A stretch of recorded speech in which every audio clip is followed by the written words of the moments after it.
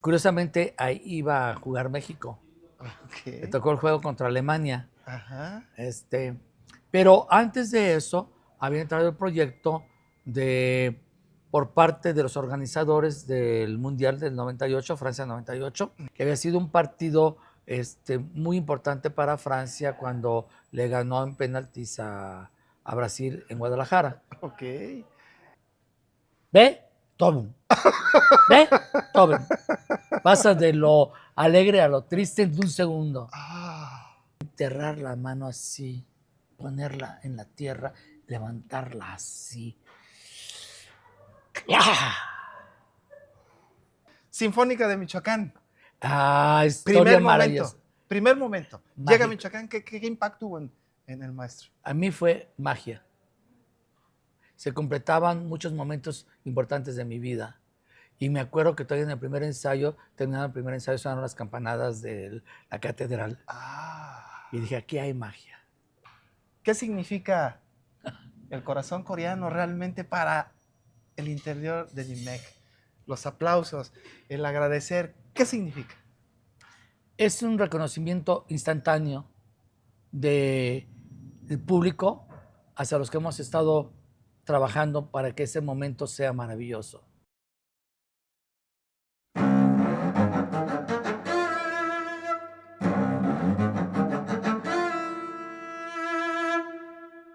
Pues hoy tengo el privilegio de presentar el primer programa de un podcast surgido aquí en su casa, el Teatro Campo, en la Orquesta Sinfónica de Michoacán.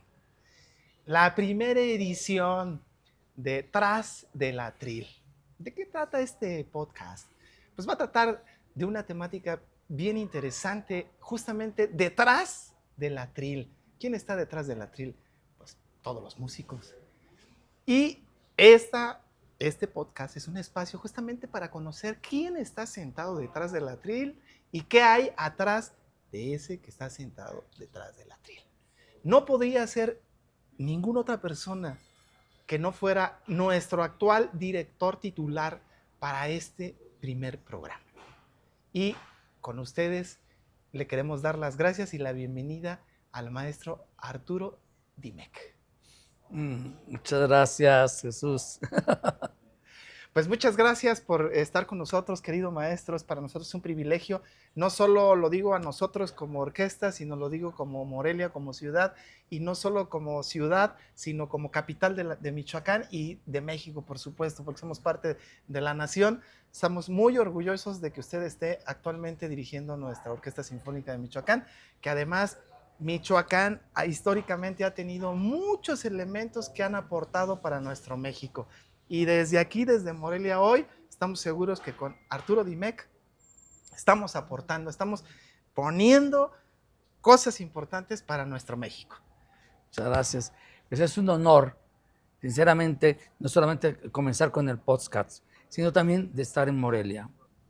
Nosotros estábamos muy cerca de acá y veníamos a tocar con mi papá, mis dos hermanos y una hermana, veníamos a tocar de refuerzos a la orquesta.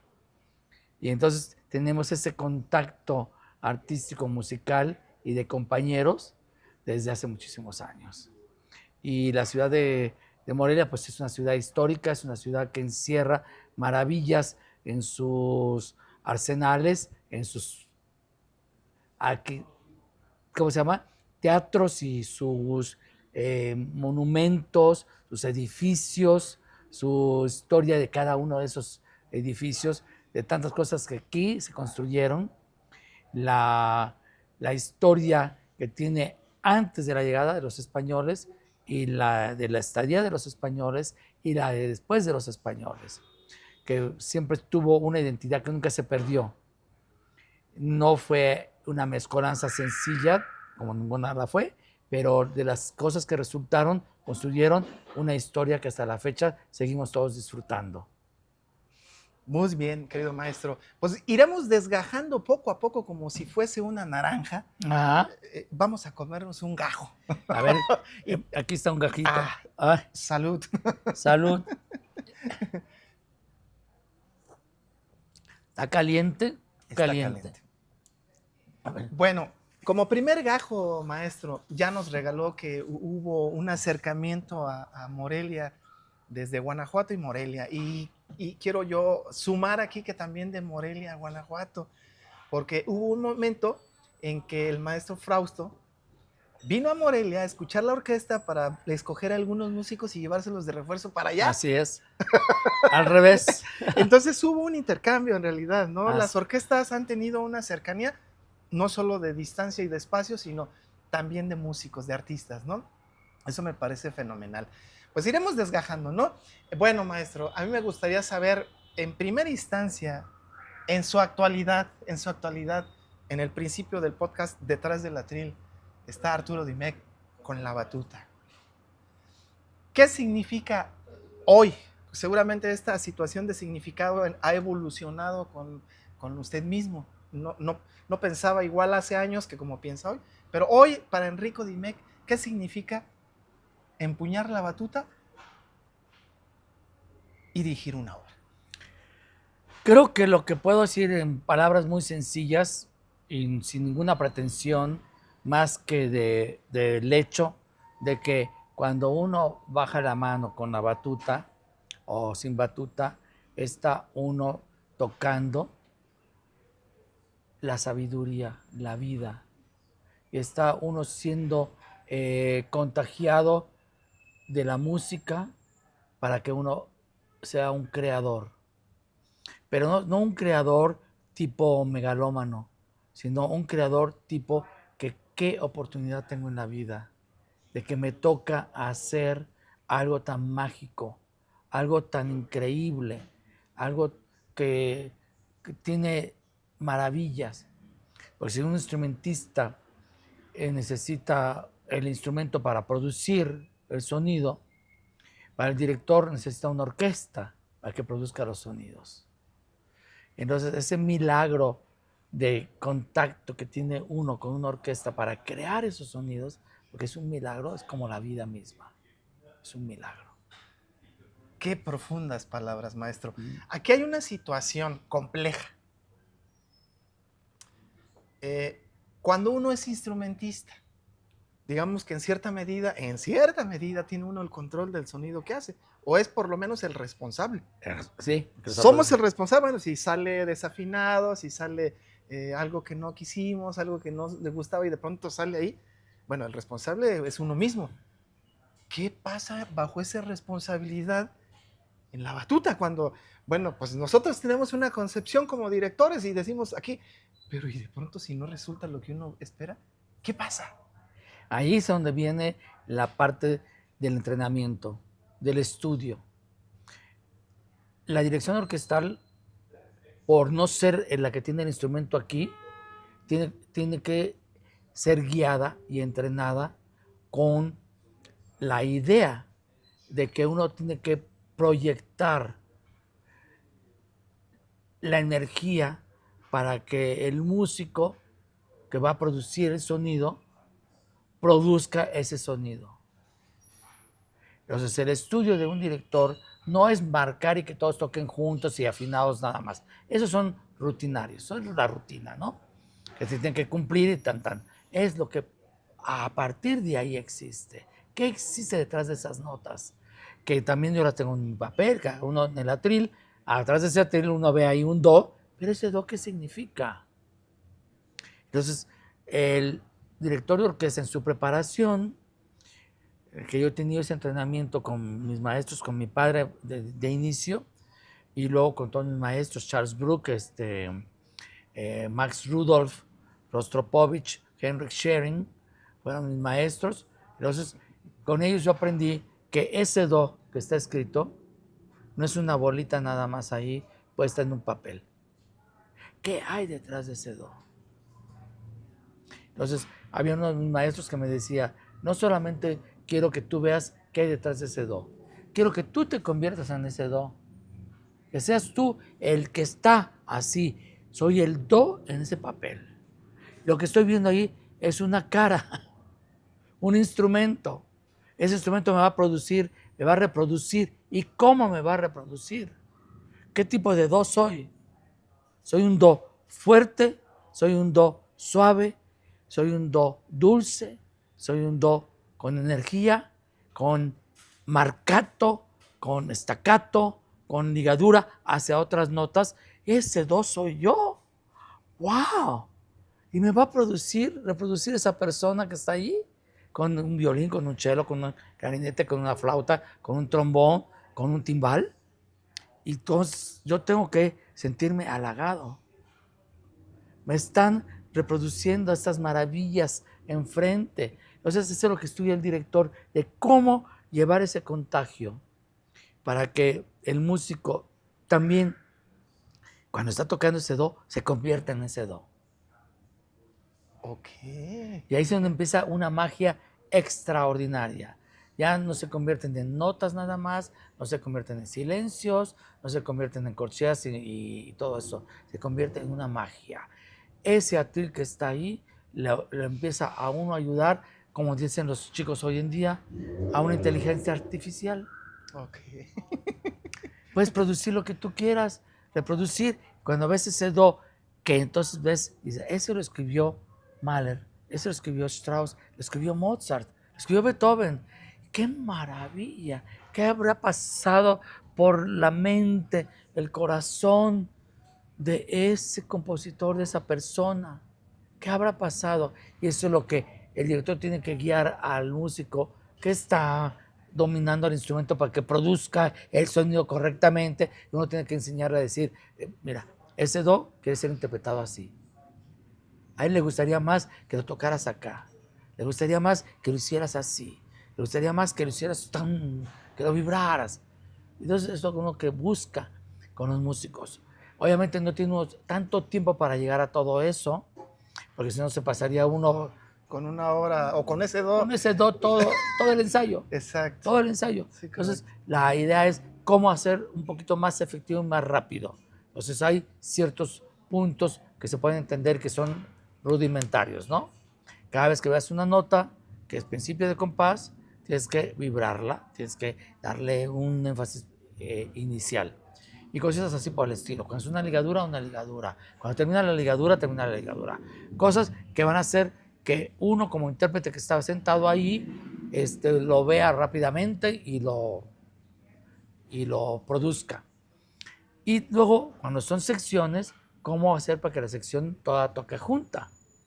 Y cada quien tiene su problemita, que mi instrumento no produce en ese lugar el mismo sonido que el de adelante o que el de junto, porque estoy atrás y todo eso. Entonces los va guiando el director, haciendo, toquen esto en esta cuerda, toquen esto en esta cuerda, toquen esto en este tipo de arco, toquen este tipo de respiración para los alientos, respiren aquí, acá tú sostienes, escuchen a este, escuchen al otro.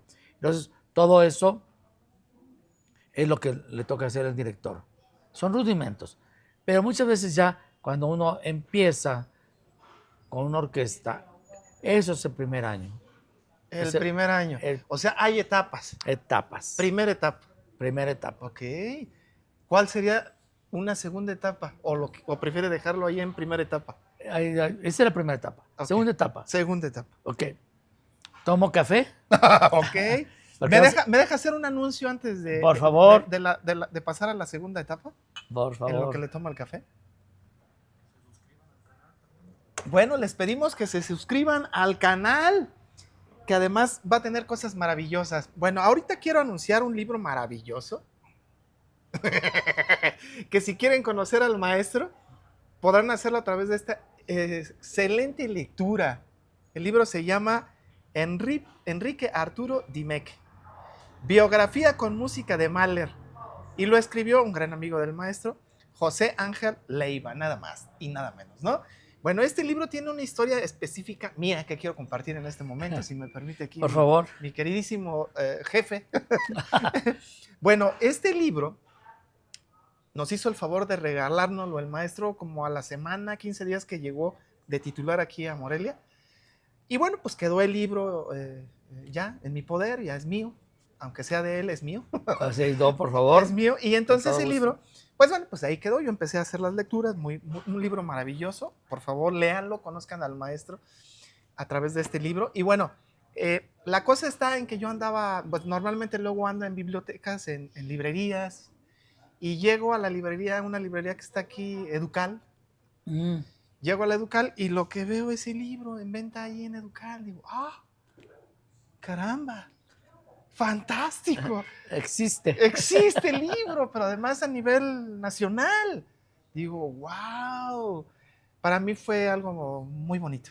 Ah, muchas Fue gracias. maravilloso. Dije, Ay, para mí es maravilloso ahora qué escuchar bueno que eso. le estén dando circulación y difusión al libro y seguro va a llegar a muchos lugares.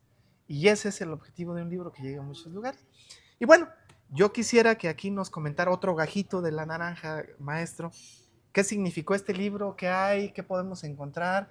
¿Cómo se hizo? ¿Cómo llegó? ¿Cómo se originó? ¿Y cómo llegó a la luz? ¿Cómo Platíquenos, llegó a la maestro. luz?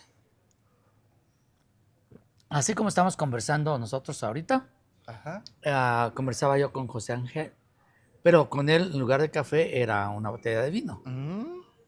Y con manjares ahí que ahorita nos llegan, yo sé que están en camino los manjares. Ok. Ok. Producción, producción. Entonces, conversando, Ujú. él, como buen escritor, que es excelente escritor y tiene una memoria fantástica, se le ocurrió un día, me dice, ¿sabes qué? De tanto que hemos platicado y hablado, he visto que muchas cosas son muy interesantes que deberían de saber las más personas. Dice, ¿no has pensado en escribir un libro? Y digo, claro que pensaba en escribir un libro, pero no más pensado.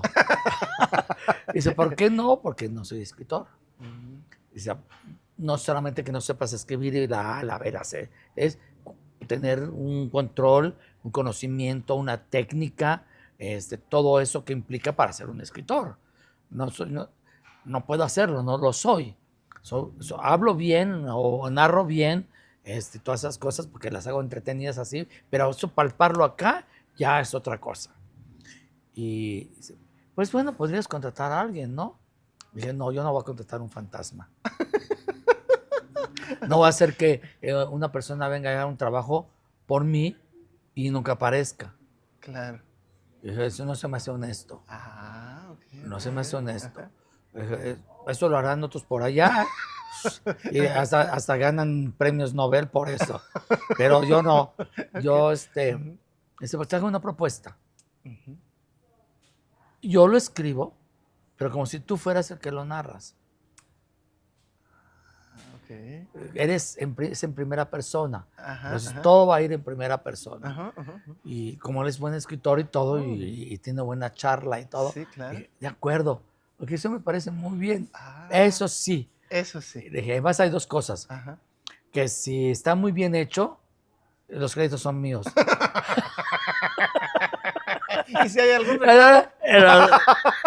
Ah, pues Yo no lo escribí, ok, lo escribió él. Dijo, ok. hecho. Ah, Y se puso a la tarea. Dice, pues mira, ya tengo apuntos acá.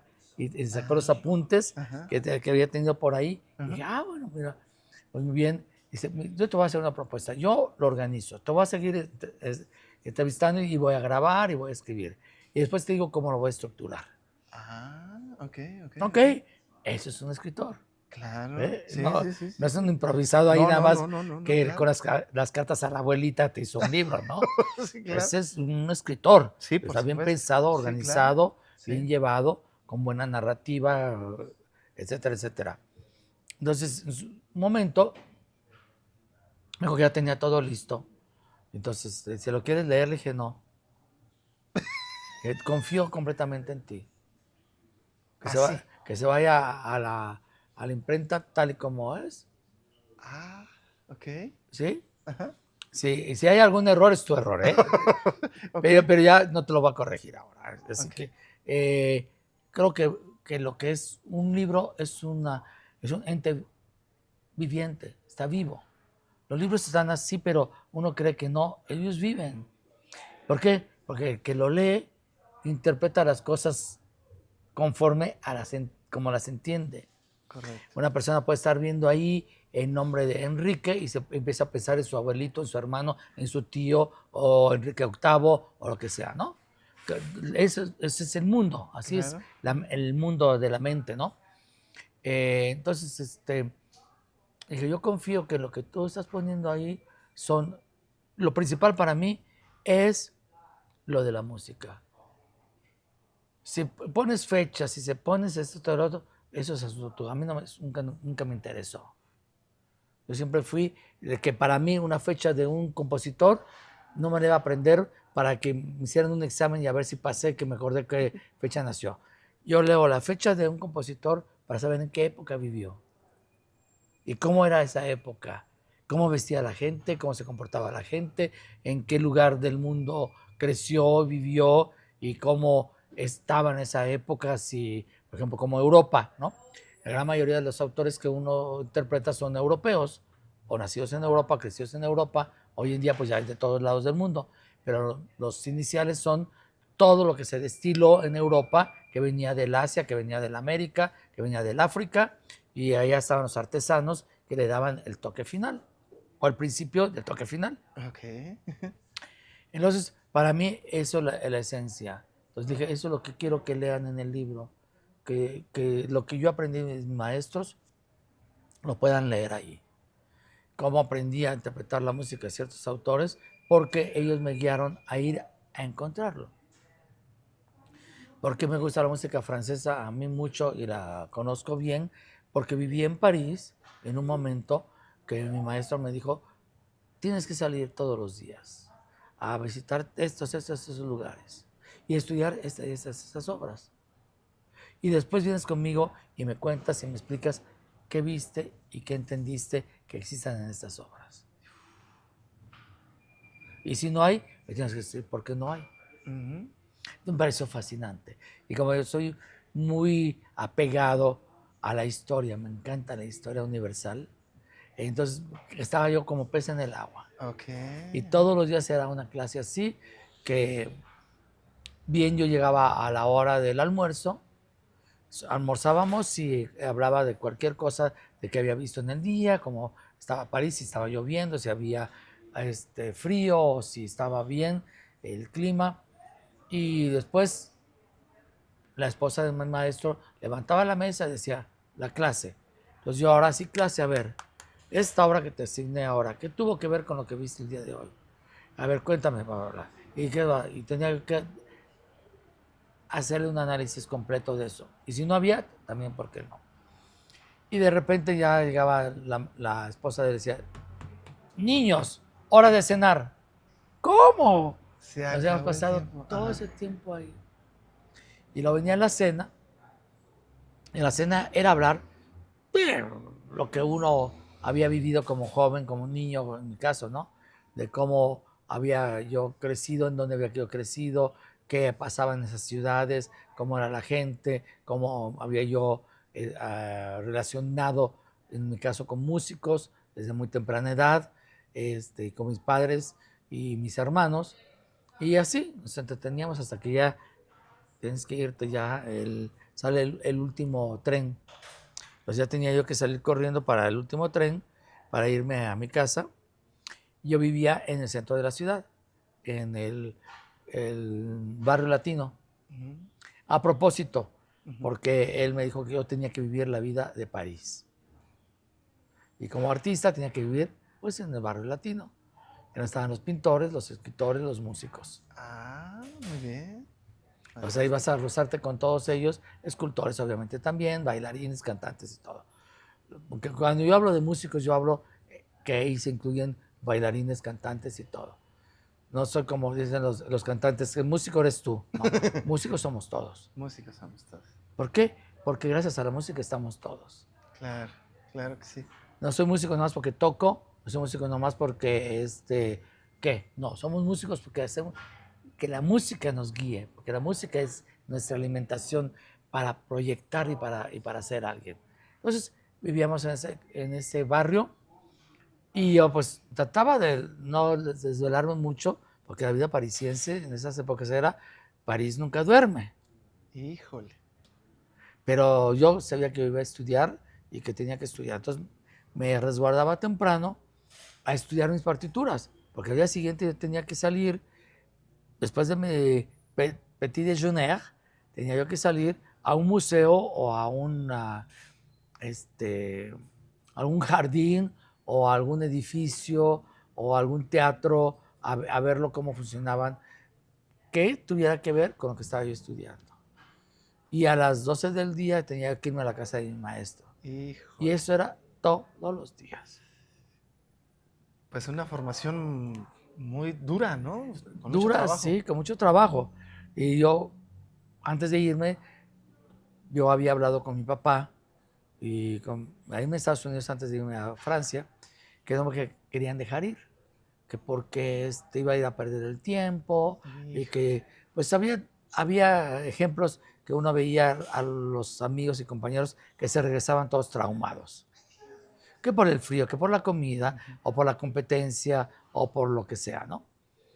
Pues yo le dije a mi papá, mira, a mí no me importa, si voy a morirme de frío, si voy a morirme de hambre y si voy a batallar con todo eso, es parte de mi formación. Claro. Y lo que sí voy a extrañar, sí, mis hermanos y la comida, porque eso, Claro. pero ni modo, a acostumbrarse, es Claro, parte de. es parte de Le dije, eso. cuando uno lee cómo vivió Mozart, cómo vivieron todos estos compositores, con carencias de todo tipo, entonces yo, hay que vivirlo. Hay que vivirlo. Hay que vivirlo, Hay que no te lo pueden vivirlo. contar, no es de cuentos, es de vida Es y de de vida. saber que verdaderamente por qué estás comiendo una comida que no tiene chile. Claro. Cierto. Y que no encuentras tu bebida predilecta, ¿no? Claro. Y que el vino se toma más que el agua. Oh. Y entonces pues aprende. Bueno, esa parte está buena, ¿no? Llegamos al punto medular de lo más importante en la vida. Pero aún así se aprendía, porque mi papá siempre nos entrenó también a beber. Es que el acompañamiento, el vino era un acompañamiento de los alimentos y también un acompañamiento de las relaciones humanas. Oh, gran enseñanza. Gran enseñanza. Sí, que no es para otra cosa, es para eso. Claro. Que ahí parten otras cosas ya cada quien. Pero lo más importante es los alimentos y la convivencia. Perfecto. Perfecto. Entonces yo sabía eso. Pero claro, los vinos en México en esa época de acá no eran tan excelentes o no teníamos acceso a nosotros porque no teníamos Exactamente. esa parte. Pero en Europa es como tomar agua. Oh. Es más, sale más barato a veces tomar un vaso de vino que un vaso de agua. Híjole. Sobre todo en aquellas épocas. Oh, qué bien. Sí, sí. Entonces, pero también tenías que saberlo tomar. Porque también no te ibas a comprar una botella de vino, emborracharte y luego sales con que no te alcanza a pagar. Claro. Porque también tomaste de más. Así es acompañamiento. Es acompañamiento. No es sustitución de. Eso es un acompañamiento. Pues arranquemos, pasemos otro segundo gajo, de tercer gajo. Y ahora quiero tomar en este ambiente que nos va a bañar de fútbol internacional. Estamos muy pegados a todo este fervor. Y hay un momento específico que también lo vivimos ya en Sinfónica de Michoacán, que fue tocar una obra que fue creada en un ambiente futbolero por el maestro. Platícanos al respecto, maestro. ¿Cómo está ahí la cosa? Precisamente fue en Francia, en el año del 98, el Mundial del 98, que fue ahí en Francia, ¿no? Yo estaba como director con la orquesta de Montpellier, en Francia, y curiosamente ahí iba a jugar México. Le tocó el juego contra Alemania. Ajá. Pero antes de eso, había entrado el proyecto por parte de los organizadores del Mundial del 98, Francia 98, al directivo de Radio Francia. Radio Francia tenía un festival en Montpellier y el directivo, que era el mismo que de la orquesta Montpellier, pero que se encargaba de hacer el festival. Y le comisionaron a él escribir una obra que tuviera que ver con el Mundial. Libre, pues, si quieres escribir ahí un himno, o lo que quieras. Pero a él se le ocurrió, como él era compositor, en hacer una obra que tuviera que ver con un partido de fútbol. Okay. Y para eso tenía que tener a 2 compositores, a 2 orquestas, Híjole. a 2 grupos de solistas, para hacer precisamente un match. Ah, ok. Y entonces me encargó a mí que fuera en ese momento a Brasil, porque el tema que se había escogido era Francia-Brasil, Francia, Brasil. que había sido un partido muy importante para Francia cuando le ganó en penaltis a Brasil en Guadalajara. Ok. Ajá. Entonces, siempre quedaba ese orgullo, ¿no? Ajá. Que fue en el 86, ¿no? Ajá. Entonces, ahora querían que se recordara eso, haciendo como OMS para que ganara en el Mundial del 98. Ok. Y resulta que el Mundial fue Brasil, Francia. Híjole, ok. Y entonces me manda a mí a Brasil para que vaya a elegir a un compositor de Brasil y a un solista de Brasil, porque los otros eran de Francia, el solista francés y la orquesta francesa. La orquesta sí iba a ser la misma, la de Montpellier, pero se partía en dos y entonces dirigíamos dos diferentes directores. Ok. Entonces fui a Río, y ahí en Río me entrevisté con varios, pero el solista no le interesó mucho la historia, y a los compositores como que eso está medio raro. Está medio raro. Ok. Entonces regresé con manos vacías y me dice el organizador, otro director, y yo creí que se iba a enojar y me iba a decir, qué inútil fuiste, que no hiciste nada. Me dice, no importa. Yo ya encontré a quién va a ser el compositor, el otro compositor. Dije, sí, ¿quién va a ser? Dice, tú. Dije, ¿mua? Ok. ¿Mua? Y dice, sí. Y digo, pero bueno, yo solo he hecho arreglos, yo he orquestado, pero así como componer. Dice, no, pues haz más o menos lo mismo, nada más que como era compositor y había sido muy amigo de mi maestro.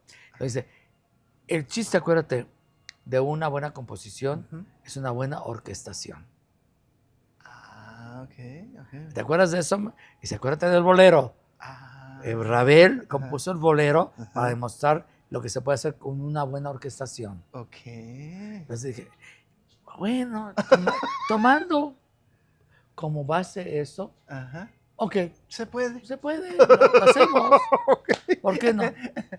Hacia ese momento empezábamos a tener más acceso a los laptops para tener los programas de Finale y de Decibel y todo eso. Entonces ya era un poquito más cómodo que estar escribiendo papel y dos, se me manchó, me equivoqué. Sí. Entonces podías apoyarte.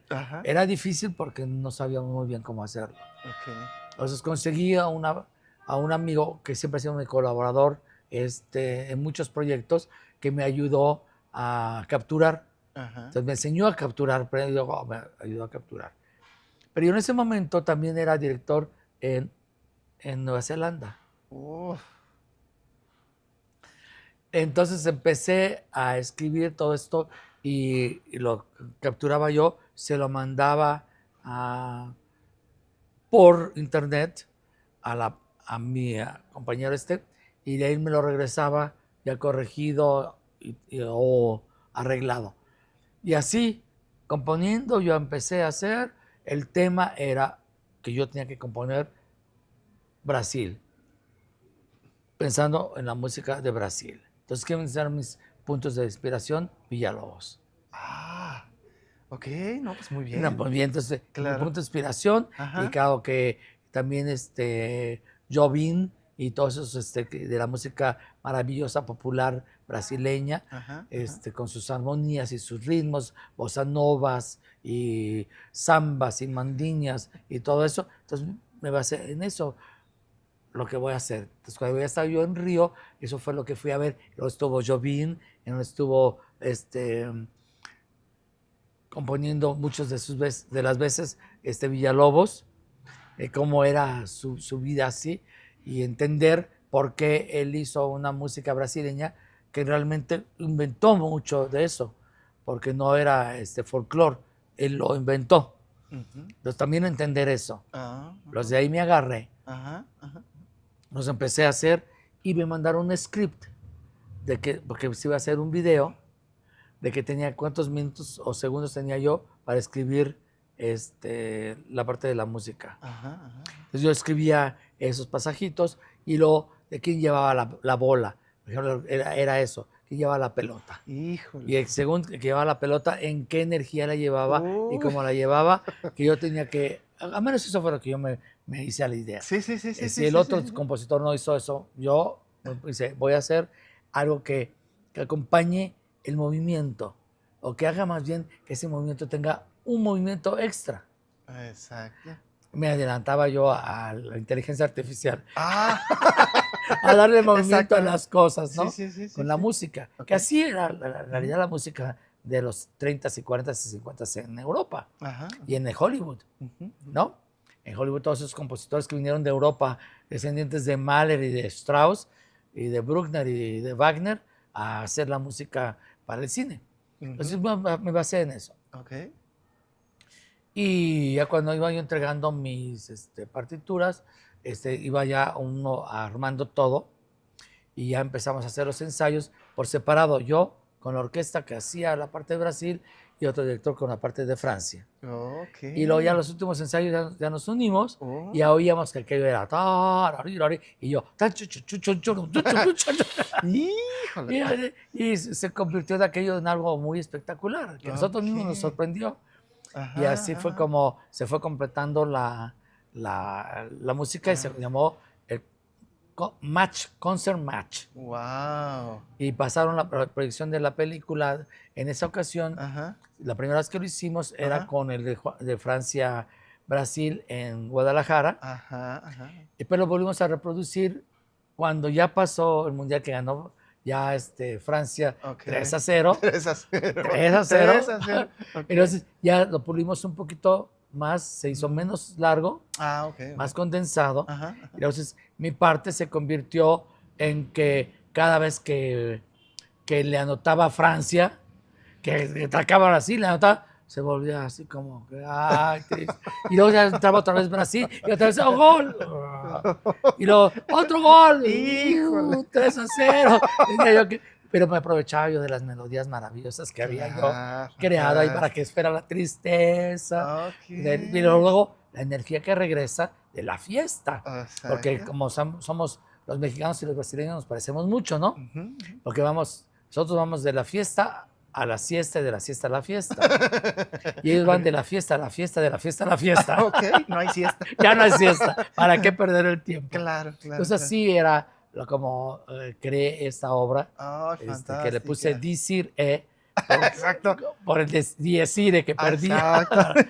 pero jugando con las palabras de Dicir Ajá, ajá. el señor Exactamente. Oh, pues qué maravilloso. Aquí tuvimos la oportunidad de tocar esta obra con la dirección del maestro. Aún me acuerdo su silbato, maestro, y que usted también baila samba en un Samba. momento. Sí, sí. Hay un momento que voltea al público y que baila samba, es maravilloso. Y si no mal recuerdo, ¿se ha tocado 2 veces o una vez aquí en Morelia? Una vez. Solo Eso una vez, sí. ¿verdad? Solo una vez. Deberíamos de hacerla otra vez. Deberíamos de ¿verdad? hacerla Ahorita ahora para que el Mundial. fútbol está aquí presente. Sí, pues ¿no? bueno, ya se hace. Hay que hacerla, ¿Por hay que qué no? repetirla, claro Hay que que sí. repetirla porque va a ser. Vale la pena. Vale la pena. Vale la pena Sí. la obra, ¿no? Además hay que mostrarla, ¿no? Está viva la obra Tiene también. mucha alegría, mucha. Sí. Sí, me salió bien. Sí, salió muy bien. Que ya cuando la recorté, corté cosas que en su momento eran más Villalobos que mío. Entonces ya tuve que quitarle un poco porque eran 90 minutos de música. Híjole, eso es muchísimo. Para mi Opus One, Opus One y único. Y ¿no? único. O sea, después ya vinieron los otros Opus. hay otros. Sí, ya. Esos no los conocemos. Sí, hay otros, ¿Y cuándo? ¿verdad? Pues, Está uno que me gusta mucho, que se Ajá. llama Camino y Visión, ok. que es está basado sobre la aparición de Don Quijote en el siglo XXI. Ay, caramba, ok. ¿Y que dónde se aparece? En Guanajuato. Bueno. Claro que sí. Claro, entonces Ajá. está basado en eso y lo baso también un poco, o bastante más bien dicho, en el Don Quijote de Richard Strauss. que tiene un solo de cello. Dificilísimo, Sí, además. sí.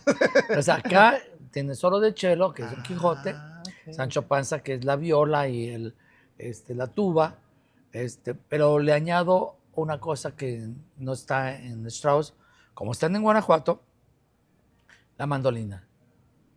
Entonces pongo la mandolina, que es la que nos guía por los callejones de Guanajuato. Wow. Nos cuenta la leyenda cervantina que nos Híjole. lleva al Don Quijote, que es el emblema de Ay. Guanajuato. Uy, maravilloso. Y también tiene aparte de muchas percusiones, Ah, pero estas percusiones son basura, son basureros, son todo lo que ya no se existe ahora en día. sí, sí, sí. El, el basurero de metal, Ajá. la tina de baño de metal, Oh. las escobas, Ajá, ajá. los trapeadores, Ajá, ajá. y todo eso son los instrumentos que se van a tocar, porque lo que pasa que cuando llega Don Quijote, que se aparece en Guanajuato, pues sabe que la arquitectura es muy parecida. Entonces no distinguió en un inicio ¿Dónde estaba? que estaba 500 años después. Ok. Entonces, pero ve automóviles y que la gente viste distinto, ¿no? Ajá. Y en uno de sus caminatas se encuentra a un grupo de chicos Ajá. que están golpeando con bastones de trapeadores y de todas esas escobas Ajá. a botes de basura, Ok. a los tinajos, Ujú. a las tinas, y están ahí chon, chon, chon, chon, chon. Entonces se para él y en su visión dice, ¿qué es lo que voy a hacer ahora? He sido caballero, he peleado contra los dragones, he luchado contra el ejército de borregos, ¿verdad? Ajá. ¿Y eso qué es? Una orquesta. Entonces, que soy director de orquesta. Es lo máximo. Vas a convertirse en director de orquesta. Luego se empieza a quererlos organizar. Ujú. Y dice, no, a ver, ustedes primero, chun, chun, chun, les ponen el ritmo. Ahora ustedes, chun, chun, chun. Y así, divide el grupo hasta que los hace tocar juntos. O sea, como aquí. La historia se vuelve a repetir. Ok. Sí. Ok. Entonces lo organiza Ajá. al grupo Ajá. y ya que están haciéndolo muy bien, entonces ya se fastidia un poco, se aburrió porque no pasaba del ritmo. Quería él algo un Ajá. poquito más y entonces uno de los chicos sin querer lo tira, lo empuja y cae en una pileta, en una Ok. fuente Ajá. con agua. Entonces, como Don Quijote cuando se cae de la lancha que va volando, se cae Ajá. y entonces se oyen los golpes del agua, chon, chon, chon, Oh, chon, ok, chon. ok, ok. Está muy basado mucho con Strauss. Ajá. Y luego viene para mí el momento que es para mí maravilloso, Ajá. que es la promenada bajo la luz de la luna. Esa es una tercera obra. No, tercer movimiento. Tercer movimiento, Tercer de esta movimiento. misma obra. Sí, porque primero es el camino, luego la visión. Entonces esta obra fue más grande. Es 4 movimientos. ¡Caramba! Sí, primero es el camino. ¡Híjole! Después segundo la visión, cuando se encuentra con estos chicos. Se cree director de orquesta. No, pues esa obra yo no la conozco, deberíamos conocerla. Es preciosa. Lo que es difícil para el cello. Híjole, no sé, que no se programa. No, que no se programa. Para el cello nada más, no para los chelos. Entonces sí, que se programa. Que se programa, que no toque Facho. Ay, que se facho, que se maten. ¿no? Que se mate. Lo matamos nosotros. Bueno, que si no es lo Don hace Quijote. Sí. Y luego es el momento más mágico para mí cuando va caminando por la callejoneada. Va a callejonear bajo la luz de la luna. Y entonces es así encantador entre la mandolina y el cello y el arpa haciendo un ritmo así de nocturno, ¿no? Hasta que llega a un lugar donde se encuentra a dos grupos peleándose, dos bandos. Esto viene a colación porque cuando yo llegué a Guanajuato, después de haber ido a vivir a Monterrey, pero cuando regresamos a Guanajuato, pues yo era un niño, tenía 13 años, y la primera película que vi fue Amor sin barreras. Bellísima, sí, como no. Bellísima. Entonces siempre quedé impactado con eso y el enfrentamiento de los dos, de los Jets y de los Sharks, de los tiburones que se pelean ahí. Entonces hago un pleito ahí. Oh, muy bien, muy bien. Una de las fuentes se están peleando y Ajá. llega quien a calmarlos, Don Quijote. Oh.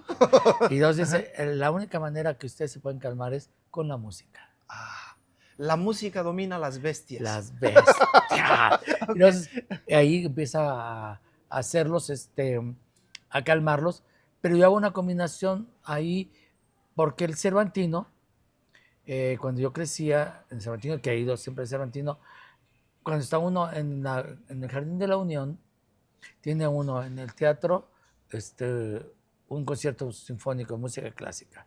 Allá afuera están los mariachis, están los conjuntos y las estudiantinas, ¿Cierto? ¿no? Sí, sí, sí. Y hay un bullicio. Entonces Ajá. hago esa combinación de todo y utilizo como parte central la Quinta Sinfonía de Mahler. Ah, oh, ok. Porque yo dirigí la Quinta Sinfonía ahí. Las tenía yo que hacerla, ponerla ahí, que tocara la Quinta Sinfonía. Ok. Y afuera pues está el maestro tocando Caminos de Guanajuato. Oye, nos está haciendo querer oír esa obra. Ok. Sí, Caminos de Guanajuato. Y también, y ya ¡Caramba! vamos llegando a Pénjamo. ¡Híjole! Maestro, ya no nos limite, ponga esta obra ¿Verdad? aquí. Pues sí, tengo que conseguir al chelista que se arriesgue. Porque Le cooperamos al Facho para que él pague a alguien que sí venga. Nomás nos va a oír y nos va a odiar. Ahorita ya, esto está grabado, ¿eh? Yo no lo dije.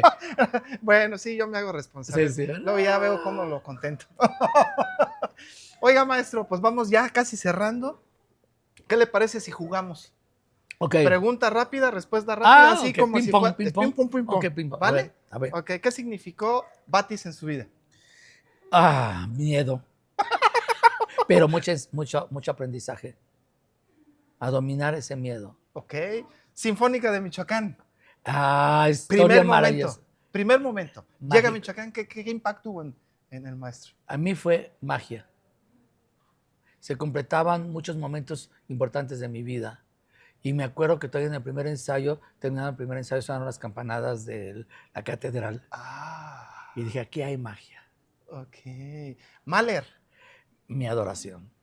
Mi ejemplo. Yo quiero llegar a ser así como él. Silvestre Revueltas.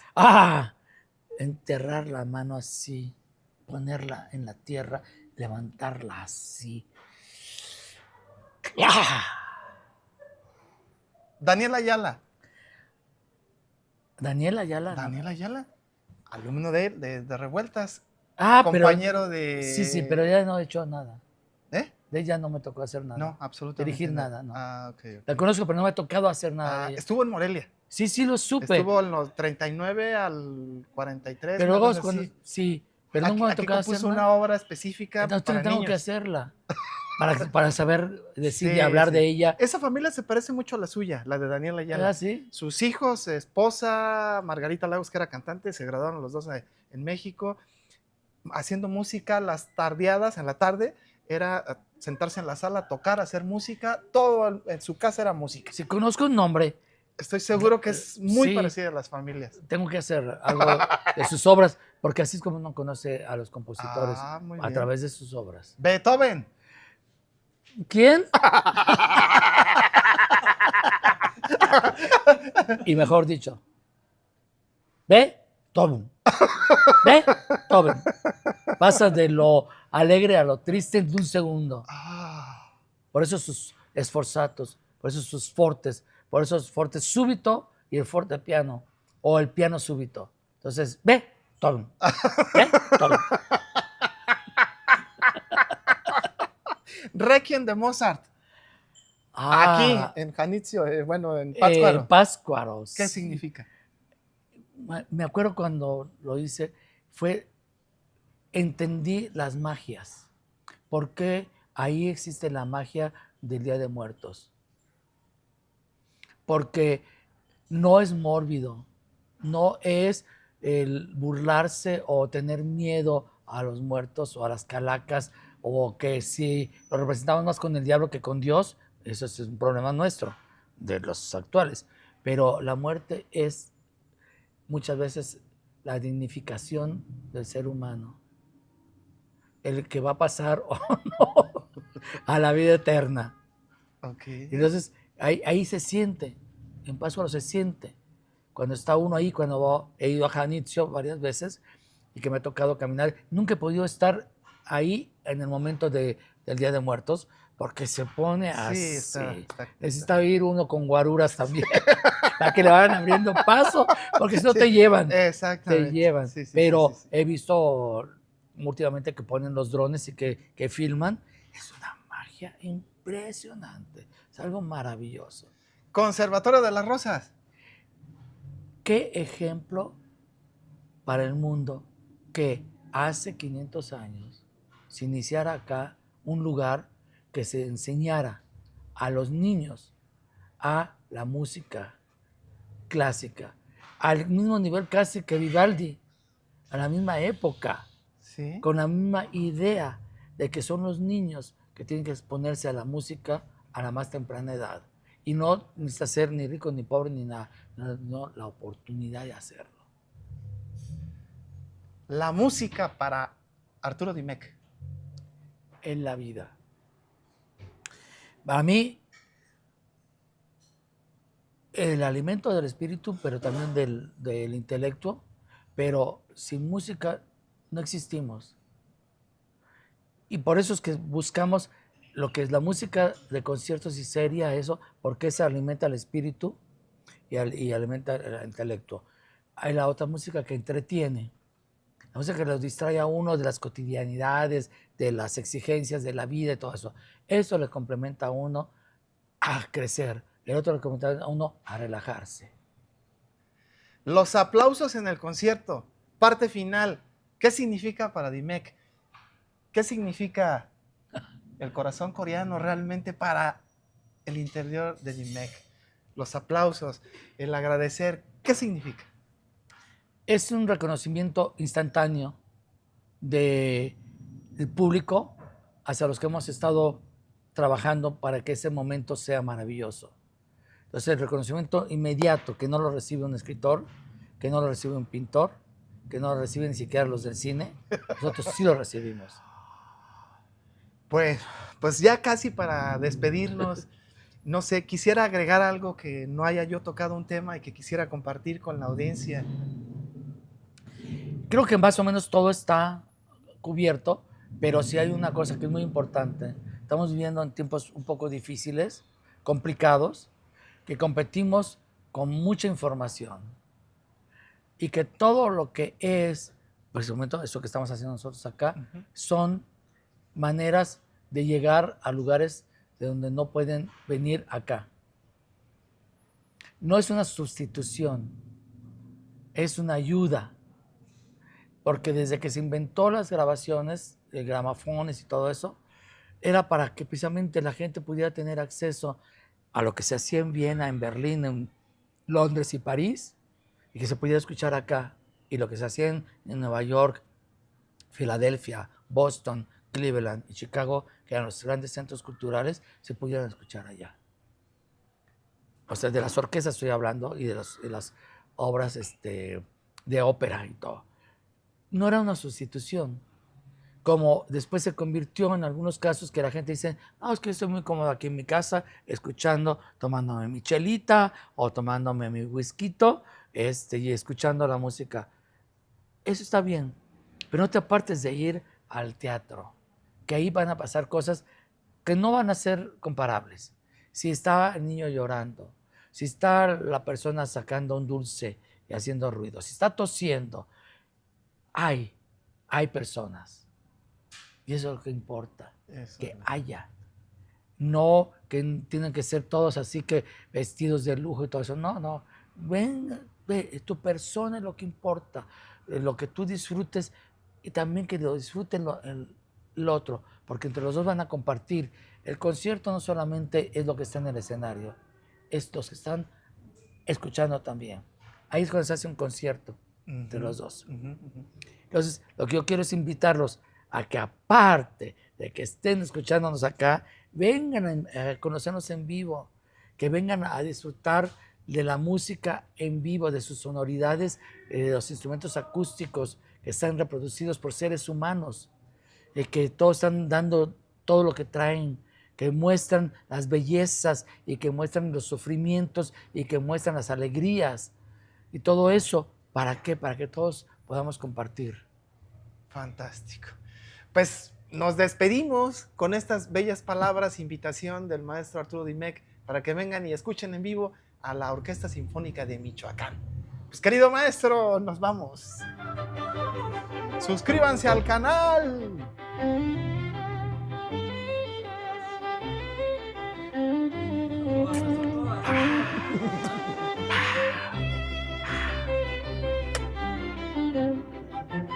Gracias.